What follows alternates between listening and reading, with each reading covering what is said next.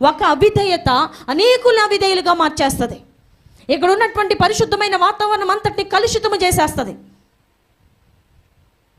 అందుకని పరిచర్యలో ఉండిన వారు, అదే పరిచర్యైనా కానివ్వండి, ఇప్పుడు సేవకులతో వెళ్ళేవారు ఉంటారు, వాళ్ళెంత తమను తాము నలగొట్టుకునేవారై ఉండాలి. సేవకులతో వెళ్ళుటంటే మామూలు విషయమా? ఓ రకంగా చెప్పాలంటే పరలోక రాజ్యాన్ని నీ పక్కన వేసుకుని వెళ్తున్నావు. అంత సమీపంగా సేవకులు ఉంటారు దేవునికి.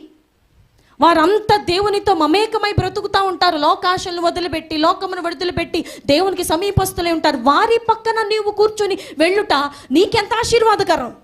మనసులో ఎంత ప్రేమతో వెళ్ళాలి, మనసులో ఎంత సిద్ధపాటుతో వెళ్ళాలి, మనసులో ఎంత ఆయాసమును చంపుకుని వారమై వెళ్ళాలి. మామూలు విషయం కాదండి. సేవకులతో వెళ్ళేవారు ఎంత తమను తాము నలగొట్టుకుని బయలుదేరాలి. దాని విలువ మనకు తెలియనంత కాలం కూడా మనం అలాగే ఉంటాం. పాస్టర్ గారు పిలిచారా, వెళ్ళిపోదాం, ఏం కాదు. ఒక సేవకునితో నీకున్నటువంటి అనుబంధం, ఒకని సేవకునితో, ఒక దేవుని సేవకునితో నువ్వు చేసే ప్రయాణం, అది మామూలు విషయం కాదు. వారు నిత్యము దేవునితో అనుహిత సంబంధం కలిగి బ్రతుకుతూ ఉంటారు.